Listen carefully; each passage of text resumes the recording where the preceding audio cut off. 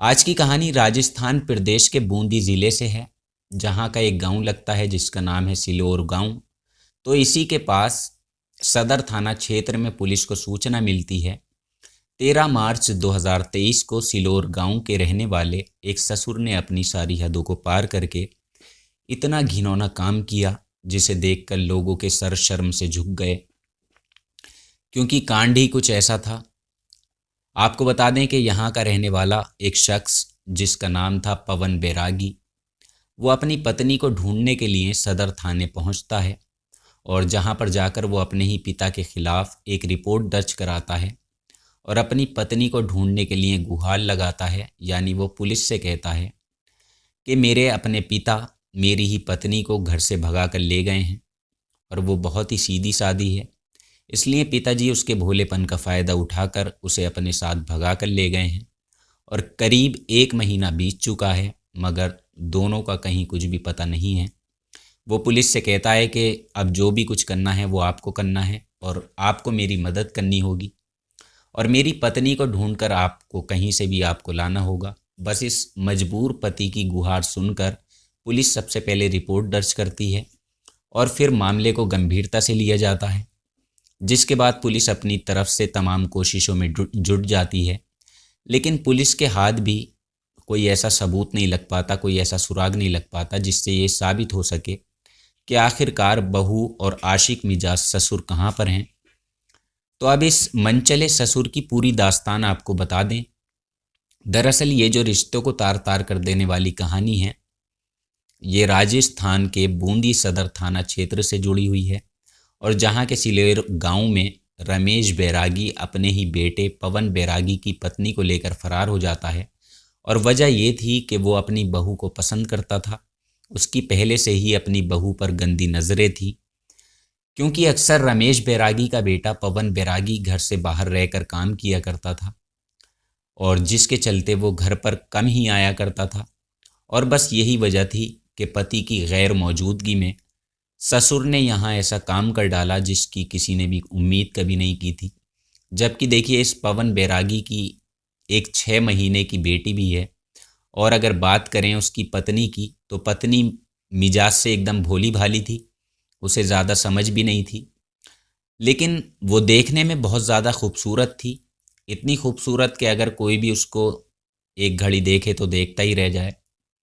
बस यही वजह थी कि पवन से शादी होने के बाद पत्नी की खूबसूरती से उसका पति तो इतना दीवाना नहीं हो पाया, लेकिन कहीं ना कहीं ससुर रमेश बैरागी शादी के पहले दिन से ही अपने घर की बहू पर गंदी नज़रें डालने लगा। उसकी खूबसूरती का इतना वो दीवाना हो गया कि उसने अपनी उम्र का भी लिहाज नहीं किया, अपने बेटे का भी ख्याल नहीं किया। यानी होता यह है कि जब इन दोनों की शादी होती है तो शादी के महज कुछ महीने बाद ही पवन को अचानक काम के सिलसिले में घर से बाहर जाना पड़ता है। तभी से ससुर के इरादे डगमगाने लगते हैं, क्योंकि वो अकेला था। यानी अपने बेटे के पीठ पीछे बहू के साथ कुछ गंदी हरकतें वो करने लगता है।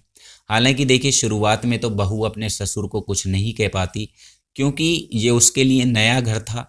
अगर वो किसी को कुछ बताती तो कोई भी उसकी बातों पर यकीन नहीं करता और थोड़ी समझ भी कम थी। लेकिन धीरे धीरे करके जब हर रोज़ उसके साथ कुछ छेड़खानी होने लगती है, उसे गंदे गंदे इशारे होने लगते हैं, तो एक दिन उसने ये बात अपने पति पवन बैरागी को फ़ोन पर बताई कि उसको अपने ससुर के इरादे जो हैं वो ठीक नहीं लगते, क्योंकि वो गंदी नज़रें उस पर डालते हैं। और बस इतना कहना था कि शुरुआत में पवन ने अपनी पत्नी की बातों पर इतना गौर नहीं किया, उसे झुठला दिया और वो जानता था कि पिताजी ऐसा काम कर ही नहीं सकते। इसलिए उस दौरान पत्नी चुप लगा जाती है और वो ऐसे पता नहीं कितने दिन तक उसकी गंदी हरकतें बर्दाश्त करती रहती है। मगर हद तो तब हुई जब इसी ससुर ने एक दिन, जब घर में अकेलेपन का फ़ायदा उठाकर अपनी बहू को किचन में काम करता हुआ देखा, तो वो खुद को रोक नहीं पाया और उसने जाकर अपनी ही बहू को पीछे से पकड़ लिया और उसके साथ गलत काम करने लगा, ज़बरदस्ती करने लगा। फिर जैसे ही बहू ने इस बात का विरोध किया तो ससुर साहब उसको धमकाने लगे कि अगर तुमने किसी को भी इसके बारे में कुछ बताने की कोशिश की तो तुम्हारा अंजाम जो है वो अच्छा नहीं होगा और मैं जैसा कहता हूँ वैसे करती जाओ।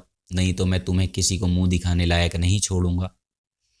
जब यहाँ इस तरह से बहू को धमकाया गया तो तब वो समझ ही नहीं पाई कि वो बिल्कुल क्योंकि वो डरी हुई थी। बस इसी डर के चक्कर में उसने किसी को भी ये बातें बताई नहीं। फिर आखिरकार एक दिन पवन बैरागी जब अपने काम से लौटकर सिलोर गांव पहुंचता है तो उसने घर पर आकर देखा कि घर में ना तो उसकी पत्नी थी और ना ही उसके पिता।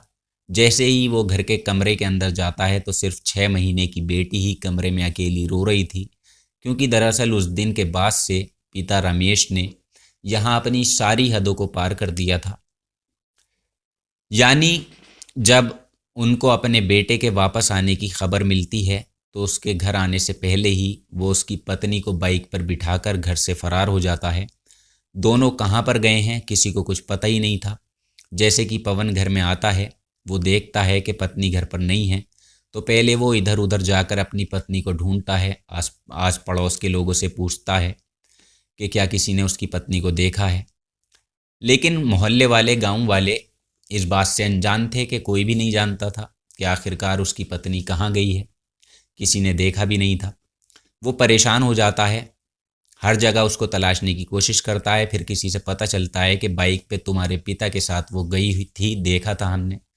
और करीब 1 महीना ऐसे ही गुजर जाता है और ना तो वो वापस आते हैं उनको, ना वो ढूंढ पाता है। फिर यहाँ से वो फैसला करता है कि अब पानी जो है वो सर से ऊपर हो चुका है। जो काम उसके पिता ने किया है बिल्कुल भी छुपाने लायक नहीं है।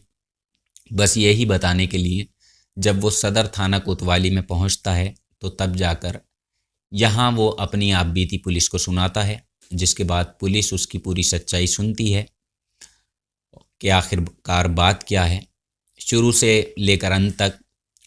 जब पवन बैरागी पुलिस से कहता है कि उसकी पत्नी पिछले 1 महीने से गायब है और उसके पिता भी घर में मौजूद नहीं है, मुझे शक है रमेश बैरागी यानी मेरे पिता ही मेरी पत्नी को लेकर फरार हो गए हैं। और वो बताता है कि उसके पास उसकी पत्नी का कुछ दिन पहले फ़ोन भी आया था।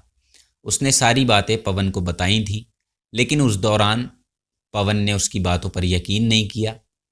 हालांकि जब दूसरी बार पत्नी का फ़ोन आया तो तब जाकर पवन को जो है वो यकीन होता है, और जिसके चलते उसने पुलिस को बताया कि मेरे पिता पहले से ही मेरी पत्नी पर गंदी नज़र रखते थे और मैं बाहर मजदूरी का काम करता हूँ, इसलिए मुझे काम के सिलसिले में अक्सर बाहर जाना पड़ता रहता है और घर में सिर्फ मेरी पत्नी और एक छोटी बच्ची, साथ में मेरे पिता, ये कुल 3 लोग रहते हैं।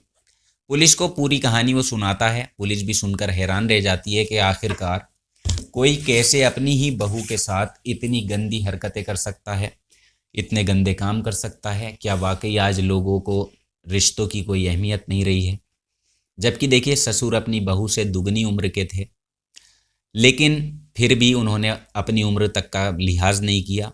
ससुर की उम्र 52 साल और उनकी बहू की उम्र सिर्फ 27 साल थी। दोनों की उसकी पति की तहरीर पर दोनों की छानबीन शुरू की गई। पुलिस का कहना है कि हम अपनी पूरी शिद्दत से दोनों को तलाश करने की कोशिश करेंगे और जो भी सच्चाई है वो दुनिया के सामने ज़रूर लेकर आएंगे। फिलहाल पुलिस ने ससुर रमेश बैरागी के खिलाफ गंभीर धाराओं में मुकदमा दर्ज कर लिया है और आगे की कार्रवाई तभी की जाएगी जब ये पुलिस के हाथ लगेंगे। लेकिन इतना वक्त हो चुका है, अभी तक इन दोनों का सुराग नहीं मिला है। तो इसकी जैसे ही आगे कोई अपडेट मिलेगी इस कहानी में, इस घटना में, तो मैं आपको ज़रूर बताऊंगा। लेकिन ये कहानी रिश्तों को शर्मसार करने वाली कहानी थी, रिश्तों को कलंकित करने वाली कहानी थी।